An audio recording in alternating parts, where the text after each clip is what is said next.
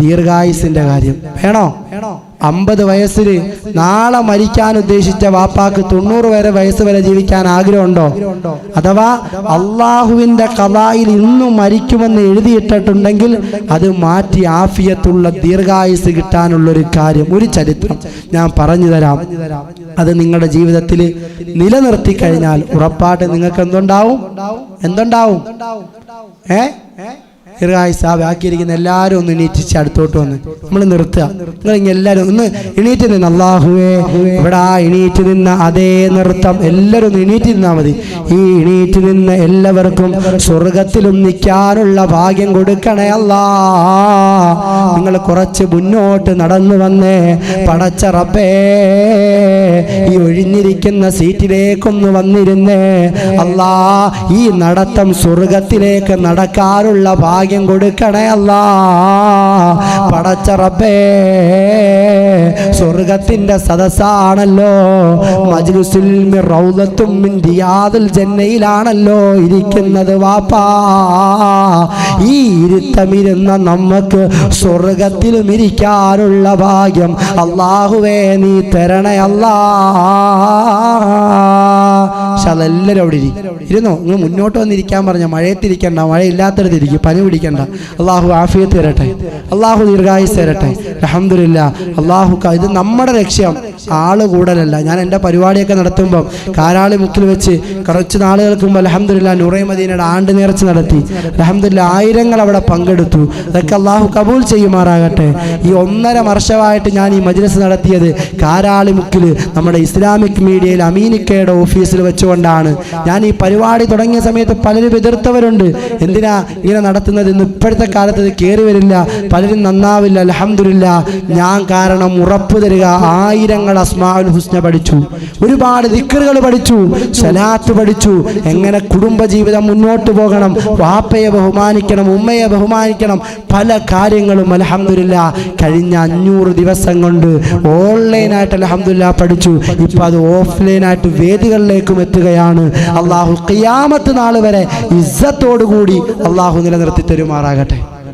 അപ്പം വാപ്പാ, എൻ്റെ ഉമ്മാമാരെ ആഫിയത്ത് വേണോ? ഉറങ്ങുവാണോ? നിങ്ങളെക്കാളൊക്കെ നല്ല സ്ട്രോങ് ഉഷാറുള്ള ആൾക്കാരാണ്. കാരണം നൂറേ മദീനയ്ക്ക് 22 വാട്സപ്പ് ഗ്രൂപ്പുണ്ട് എനിക്ക്. ഞാൻ നിങ്ങൾക്ക് ഇൻഷാ അല്ലാഹ് എൻ്റെ വാട്സപ്പ് ഗ്രൂപ്പിൽ ചേരാനുള്ള നമ്പർ തരാം. എൻ്റെ അഡ്മിമാർ പല ജില്ലയിലും ഉണ്ട്. അൽഹംദുലില്ലാ അതിനുവേണ്ടി പ്രവർത്തിക്കുന്ന 10 അഡ്മിമാരുണ്ട്. അതിൽ ഏകദേശം 7-8 പേര് ഇപ്പോൾ ഈ ജില്ലക്കാർ, ഈ ഭാഗത്തുള്ളവരുണ്ട്, ഇവിടെ ഉണ്ട്. അവരൊക്കെ 8 വാട്സപ്പ് ഗ്രൂപ്പ് സ്വലാത്തിൻ്റെ ഗ്രൂപ്പുണ്ട്. ഈ 8 ഗ്രൂപ്പിൽ സ്ത്രീകൾ മാത്രം ഏകദേശം 14,000 പേരുണ്ട്. എൻ്റെ ഫോണിനെടുത്ത് നിങ്ങൾക്ക് നോക്കിയാൽ കാണാം 1000-നടുത്ത് മെസ്സേജ് ഇപ്പോഴും കിടക്കുക നോക്കാത്തത്. കാരണം മനഃപൂർവ്വം നോക്കാത്ത എല്ലാ ഉമ്മമാരെ പലരും മെസ്സേജ് ഇട്ടിട്ട് പരാതി പറയും, ഉസ്താദെ ഞങ്ങൾ മെസ്സേജ് ഇട്ടിട്ട് നിങ്ങൾ നോക്കുന്നില്ല. ഗമ ഒരിക്കലും അല്ല. മെസ്സേജിന് റിപ്ലൈ വരാത്തത് ഇഷ്ടംപോലെ മെസ്സേജ് ഓരോ ദിവസവും വരുന്നത്. ചുരുക്കി പറഞ്ഞാൽ ആഴ്ചയിൽ 35 ലക്ഷം സ്വലാത്ത്, 30 ലക്ഷത്തിൽ കുറയാത്ത സ്വലാത്ത് ആഴ്ചയിൽ എൻ്റെ നേതൃത്വത്തിൽ നൂറേ മദീനയിൽ വരികയാണ്. ഒരു വർഷം കൊണ്ട് കോടിക്കണക്കിന് സ്വലാത്ത്. അൽഹംദുലില്ലാ ഇതൊക്കെ അള്ളാഹ് സ്വീകരിച്ചാൽ മതി. ആരും അറിയണമെന്നൊന്നും എനിക്ക് ആഗ്രഹമില്ല. ഞാൻ അറിയിക്കാൻ വേണ്ടിയല്ല ഇത്രയും വർഷങ്ങളായിട്ട് ഈ പരിപാടിയൊക്കെ നടത്തിയത്. അള്ളാഹു സ്വീകരിക്കുന്ന മജ്ലിസിൽ അള്ളാഹു ഉൾപ്പെടുത്തുമാറാകട്ടെ. ഞാൻ പറഞ്ഞു വന്നത്, നമുക്ക് എന്ത് വേണം? ഇന്ന് മരിക്കാൻ ഉദ്ദേശിച്ച അള്ളാഹുടെ ഖദായിൽ അതൊന്നും മാറ്റി കുറച്ച് ദിവസവും കൂടെ എന്ത് കിട്ടണം? ആയുസ് കിട്ടണോ?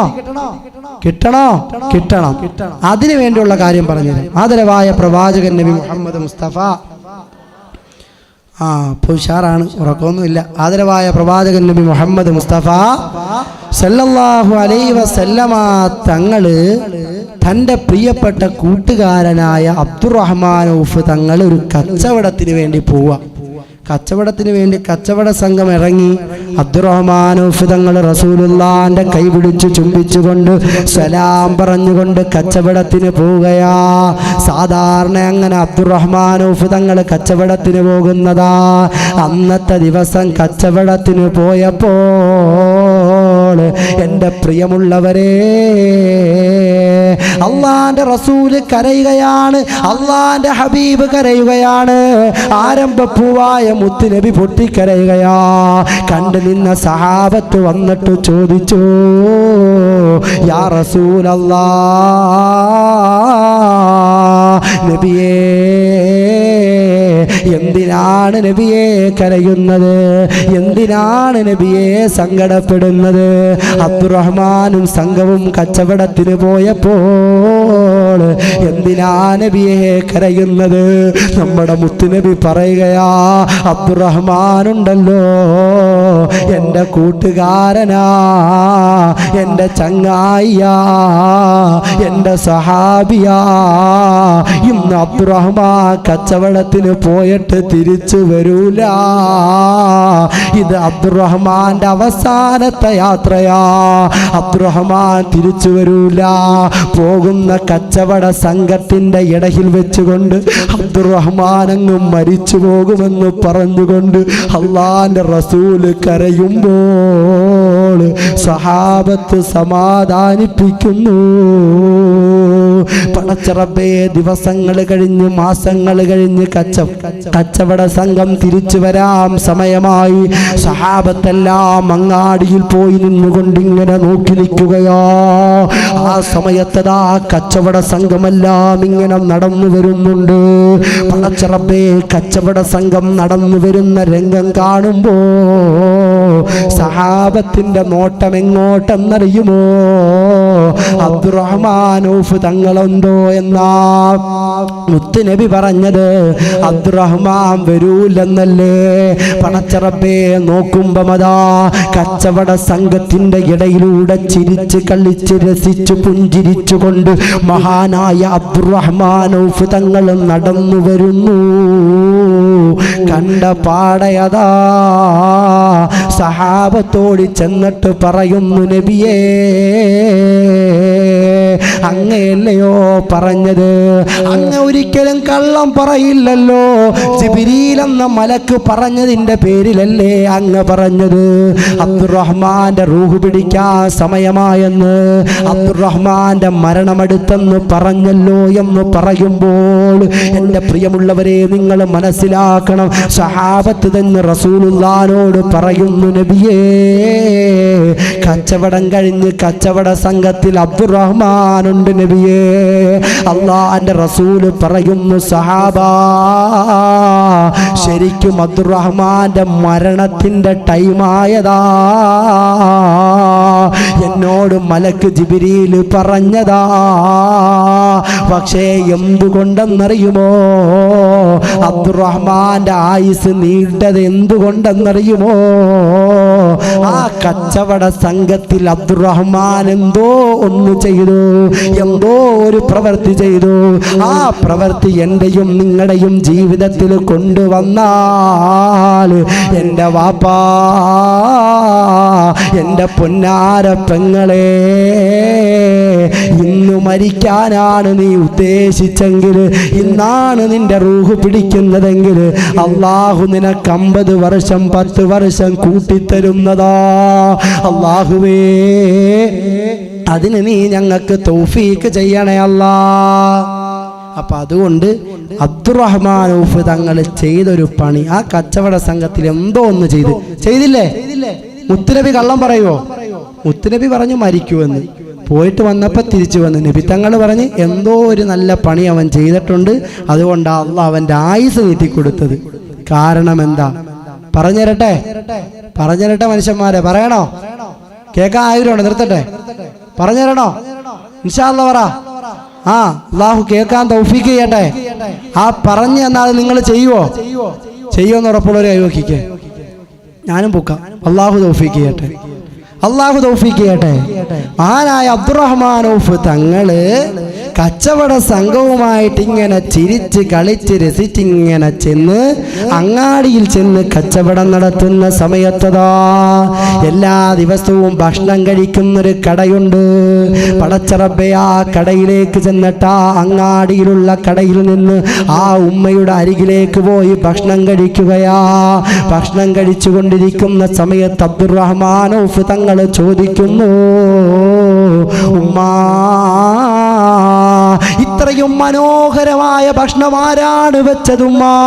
നല്ല ടേസ്റ്റ് ഉണ്ടല്ലോ ഉമ്മ ഒറ്റയ്ക്കാണോ വെച്ചതെന്ന് ചോദിക്കുമ്പോൾ എൻ്റെ പടച്ചറബേ, ആ സാധുവായ ഉമ്മ പൊട്ടിക്കരഞ്ഞുകൊണ്ട് പറയുകയാ, ഞാനിവിടെ ഒറ്റയ്ക്കല്ല, എൻ്റെ കൂടെ 3 പെൺമക്കളുണ്ട്. വിവാഹപ്രായമായ 3 പെൺമക്കൾ എനിക്കുണ്ട്. ഈ 3 പെൺമക്കളെ എനിക്കിതുവരെ കെട്ടിച്ചയക്കാൻ കഴിഞ്ഞില്ല. കല്യാണത്തിനുള്ള പ്രായം കഴിഞ്ഞ മക്കളാ. പ്രായമായിട്ടും ഇതുവരെ കെട്ടിക്കാനുള്ള സമ്പത്തില്ല. അവരെ കെട്ടിക്കൊണ്ടുപോകാൻ ആരുമില്ല, മുന്നിൽ നിന്ന് നടത്താൻ ആരുമില്ല. യതീമായ ആ പൊന്നുമക്കളെ നോക്കാൻ ആരുമില്ലെന്ന് പറയുമ്പോൾ അബ്ദുറഹ്മാൻ ഔഫ് തങ്ങളോട് ആ ഉമ്മ പറയുകയാ, ആ മക്കളാണ് എനിക്ക് ഭക്ഷണം ഉണ്ടാക്കി തന്നത്. ആ മക്കള് തന്ന ഭക്ഷണം കഴിച്ചുകൊണ്ടാ, ആ മക്കള് തന്ന ഭക്ഷണം കഴിച്ചുകൊണ്ടാണ് ആ മക്കളുണ്ടാക്കിയ ഭക്ഷണത്തിന്റെ ടേസ്റ്റാണ് നിങ്ങൾ പറഞ്ഞതെന്ന് പറയുമ്പോൾ പടച്ചറബ്ബേ അബ്ദുറഹ്മാൻ ഔഫ് തങ്ങളുടെ കണ്ണ് നിറയുകയാ. വിവാഹപ്രായമെത്തിയ പൊന്നോമന മക്കളെ കെട്ടിക്കാൻ ആരുമില്ലല്ലോ, സഹായിക്കാൻ ആരുമില്ലല്ലോ, അവരെ ചേർത്ത് പിടിക്കാൻ ആരുമില്ലല്ലോ. സങ്കടപ്പെട്ടുകൊണ്ട് അബ്ദുറഹ്മാൻ ഔഫ് തങ്ങൾ അങ്ങാടിയിലേക്ക് ചെന്നിട്ട് പറഞ്ഞത്, യതീമായ മക്കൾക്ക് അല്ലാഹുവിന്റെ റസൂല് പറഞ്ഞത്, യതീമിന് നീ വാപ്പയെ പോലെയാവണേ, വിധവകൾക്ക് നീ ഒരു ഭർത്താവിനെ പോലെയാവണേ, അവർക്ക് വേണ്ട സഹായം ചെയ്തു കൊടുക്കണേ, ആരുമില്ലാത്തവർക്ക് നീ കരുണ ചെയ്യണേ എൻ്റെ വാപ്പാ.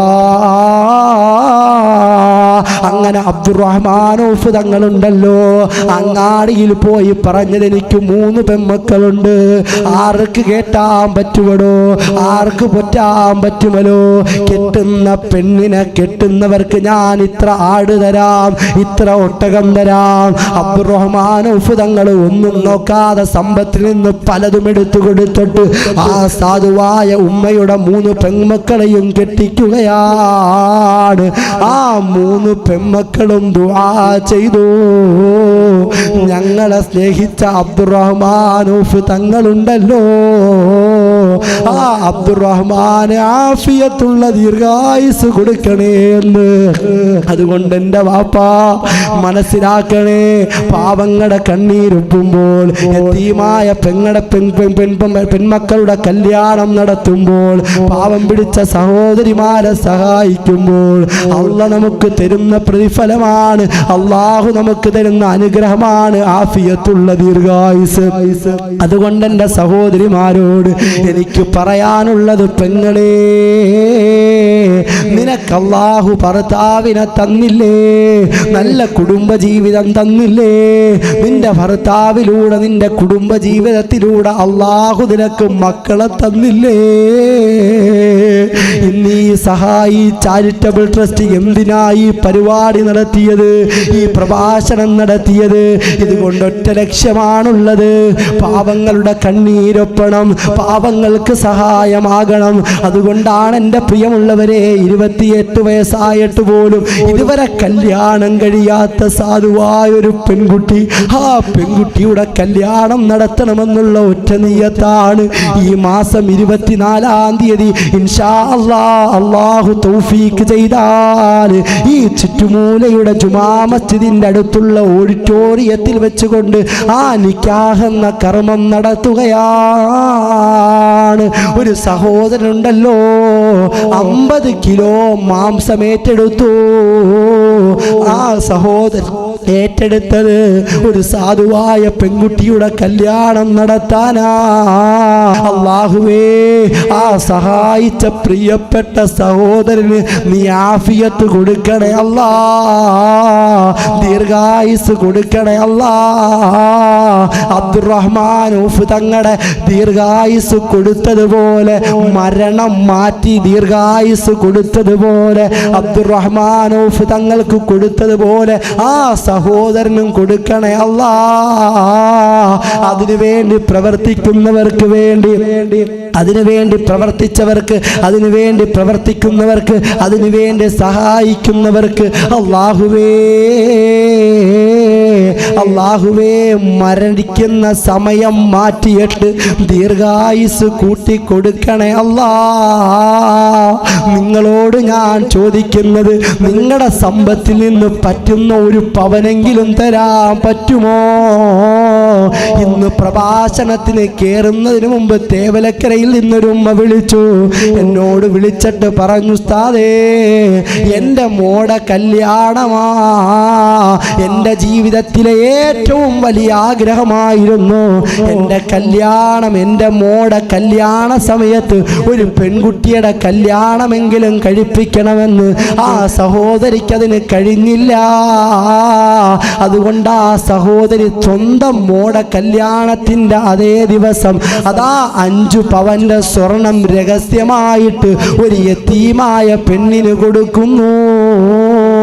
എൻ്റെ വാപ്പാ, എൻ്റെ പെങ്ങളെ, നമുക്ക് സുഖിക്കാൻ പറ്റിയല്ലോ, സന്തോഷിക്കാൻ പറ്റിയല്ലോ, നല്ല കുടുംബജീവിതം കിട്ടിയല്ലോ. നമ്മളെ പോലുള്ള 28കാരിയായ ഒരു പെണ്ണിന്റെ കല്യാണം നടത്താൻ വേണ്ടി ചോദിക്കുകയാ. ഒരു മകളുടെ സങ്കടം മാറ്റാൻ വേണ്ടി ചോദിക്കുക. ആർക്ക് പറ്റും വാപ്പാ സഹായിക്കാൻ? ഒരു പവൻ ഞാൻ കൊടുക്കാമെന്ന് പറയാൻ പറ്റിയ ആരെങ്കിലും ഉണ്ടോ? എന്നെ കൊണ്ട് കഴിയുന്നത് ഞാൻ കൊടുക്കാമെന്ന് പറയാൻ പറ്റുമോ? എൻ്റെ പെങ്ങളെ, നിന്റെ കഴുത്തിലും മാലയുണ്ടല്ലോ, കമ്മലുണ്ടല്ലോ, കയ്യിലും മോതിരമുണ്ടല്ലോ. എന്നാൽ ഇതൊന്നും ജീവിതത്തിൽ ഇട്ടിട്ടില്ലാത്ത എത്രയോ പെൺമക്കളാ ഉള്ളത്. യതീമായ മക്കള്, വിധവകള്, അവരെ നമ്മൾ ചേർത്ത് പിടിക്കേണ്ട മോളെ. ഈ സമയത്ത് മോളെ, എൻ്റെ ശരീരത്ത് കിടക്കുന്ന മോതിരം ദീനിന് വേണ്ടി ഞാൻ ഊരിക്കൊടുക്കാമെന്ന് പറഞ്ഞ് ആവേശത്തോടു കൂടി തന്നിട്ട്, ഉസ്താദേ എൻ്റെ മോതിരം ഞാൻ നിങ്ങൾക്കിപ്പോൾ ഊരിത്തരുന്നത് ഈ സദസ്സിൻ്റെ ബറക്കത്ത് കൊണ്ട് എനിക്ക് ആഫിയത്തുള്ള ദീർഘായുസ് കിട്ടാനാ എന്ന് പറഞ്ഞ് ഊരിത്തരാൻ പറ്റുന്ന, എന്ന് പറഞ്ഞ് എന്തെങ്കിലും ഊരിത്തരാൻ അല്ലെങ്കിൽ പൈസ തരാൻ പറ്റുന്ന ആരെങ്കിലും ഒരാൾ ഈ സദസ്സിലുണ്ടെങ്കിൽ എൻ്റെ വാപ്പാ, അതൊരു വിജയത്തിന് കാരണമാകും, ആയുസ് വർദ്ധിക്കാൻ കാരണമാകും. റബ്ബേ, ഈ പ്രഭാഷണം നടത്തുന്നത് കൊണ്ട്, സാധുവായൊരു പെൺകുട്ടിയുടെ കല്യാണം നടത്താൻ വേണ്ടി ശബ്ദം നടത്തുന്നത് കൊണ്ട്, റബ്ബേ ഞങ്ങൾക്ക് എല്ലാവർക്കും ആഫിയത്തുള്ള ദീർഘായുസ് തരണേ അല്ലാ. എപ്പം മരിക്കുമെന്നറിയില്ല. ഒരു രോഗം വന്നാൽ എല്ലാം പോകും മുഅ്മിനീങ്ങളെ. ഒരു രോഗം വന്നാൽ എല്ലാം നശിച്ചു പോകും. ക്യാൻസർ വന്നു കഴിഞ്ഞാൽ ശരീരം തിന്ന് കളയും. നമ്മുടെ ശരീരം തളർന്നു പോകുന്ന രോഗം വന്നു കളയും. അല്ലാഹുവേ, ആ ഒരവസ്ഥയെ തൊട്ട് ഞങ്ങളെ കാക്കണേ അല്ലാ. അതുകൊണ്ട് ആദ്യമായിട്ട് ഇൻഷാ അല്ലാ എന്നെ കൊണ്ട് പറ്റുന്ന ഒരു സഹായം, ഒരു പവന്റെ സ്വർണമെങ്കിലും ഞാൻ വാങ്ങിത്തരാമെന്ന് പറയാൻ പറ്റിയ ആരെങ്കിലും ഉണ്ടോ? ഉള്ളവരുണ്ടെങ്കിൽ കൈവക്ക്. ഇൻഷാ അല്ലാ ഒരു സാധുവായ പെൺകുട്ടിയുടെ കല്യാണമാണ്. 24-ാം തീയതിയാണ് ഇൻഷാ അല്ലാ നടക്കുന്നത്. അല്ലാഹു അത് നല്ല രീതിയിൽ നടത്താൻ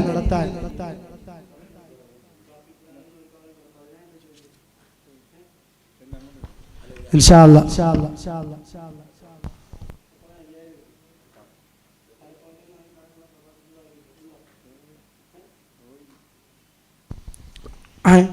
ആർക്കേ പറ്റും? ഒരു പവൻ തരാൻ പറ്റിയാലോ ഉണ്ടോ? ഇപ്പോഴും ഉമ്മ ഉള്ള വളയെടുത്ത് ഒളിപ്പിച്ചോ കാര്യം കാണണ്ടെന്ന് വെച്ച് ഉമ്മ ഊരി കൊടുക്കുക, സ്വർഗ്ഗം കിട്ടുമെന്ന്. കയ്യിലിട്ടുകൊണ്ട് നടക്കില്ല 5-6 ഒരെണ്ണം ഒരു സാധുവായ പെണ്ണിന്റെ കല്യാണത്തിന് പോട്ടെന്ന്. അപ്പാ ഒരു പവൻ പറ്റിയില്ല, അരപ്പവനെങ്കിലും പറ്റിയ ആരെങ്കിലും ഉണ്ടോ? അരപ്പവൻ ഇൻഷാ അല്ലാ പ്രത്യേകം ഇവിടെ ഇൻഷാ അല്ലാ ദുആ ചെയ്യും. ഇതൊരിക്കലും എനിക്കും ഉണ്ടാനൊന്നുമല്ല. അടുത്ത മാസം നമ്മുടെ നൂറേ മദീനയുടെ വക ഞാൻ കൊടുക്കുന്നുണ്ട് 2 പവൻ. അള്ളാഹു ഇത് തൗഫീഖ് ചെയ്യുമാറാകട്ടെ. ഓരോ മാസം തോറും നമ്മൾ നൂറേ മദീന ഓരോ പദ്ധതികൾ ചെയ്യുകയാണ്. അപ്പൊ എൻ്റെ പ്രിയമുള്ളവരെ, ഞാൻ നിങ്ങളോട് ചോദിക്കുകയാണ്, ആർക്ക് പറ്റും ഇൻഷാ അല്ലാഹ് ഒരു കയ്യിൽ കിടക്കുന്ന ആ ഒരു ഈമാനുള്ള ഉമ്മ ഏതാ ഈ കൂട്ടത്തിൽ നമുക്ക് തിരിച്ചറിയാം. അള്ളാഹു ഇതിന് തൗഫീഖ് ചെയ്യുമാറാകട്ടെ. അള്ളാഹുവേ അതിന് നീ ഭാഗ്യം നൽകണേ അല്ലാ. ഈ സദസ്സ് കൊണ്ട് ആ പൊന്നുമോടെ കല്യാണം ഞങ്ങൾക്ക് നടത്താനുള്ള ഭാഗ്യം തരണേ അല്ലാ. ആ പൊന്നുമോടെ കണ്ണീരൊപ്പാനുള്ള ഭാഗ്യം ഞങ്ങൾക്ക് തരണേ അല്ലാ. ഒന്നും പറ്റിയില്ല, ആരെയും പറ്റത്തില്ല. എങ്കില് ഒരു 10,000 രൂപ ഇൻഷാ അല്ലാഹ് ഞാൻ തരാമെന്ന് പറയാൻ പറ്റും. ഇൻഷാ അല്ലാഹ് ഈ 24-ാം തീയതി നടക്കേണ്ട കല്യാണമാണ്. അതിനു വേണ്ടി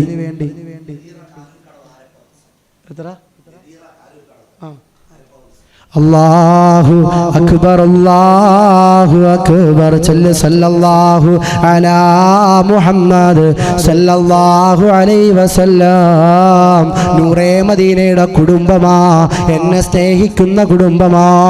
നദീറ എന്ന് പറയുന്ന സഹോദരി അതാ അരപ്പവന്റെ സ്വർണ്ണമേറ്റിരിക്കുകയാ.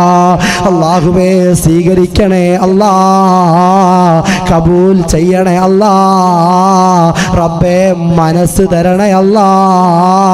പടച്ചവനെ, പാവം പിടിച്ചൊരു പെൺകുട്ടിയുടെ കല്യാണത്തിന് വേണ്ടി ഞങ്ങളിവിടെ പ്രഭാഷണം നടത്തിയിട്ട് നിന്റെ ഇൽമു പറഞ്ഞിട്ട് അല്ലാഹുവേ ഏറ്റവും മഹത്തായ സദക്കയുണ്ടല്ലോ, അസ്സദഖത്തു റദ്ദുൽ ബലാ, വിപത്തുകളെ തട്ടിമാറ്റാൻ കഴിയുന്ന സദക്ക ചോദിച്ചപ്പോൾ അരപ്പവന്റെ സ്വർണം ഞാൻ തരാം ഉസ്താദേ എന്ന് പറഞ്ഞ നദീറ എന്ന് പറയുന്ന സഹോദരിയെ നീ അനുഗ്രഹിക്കണേ അല്ലാ.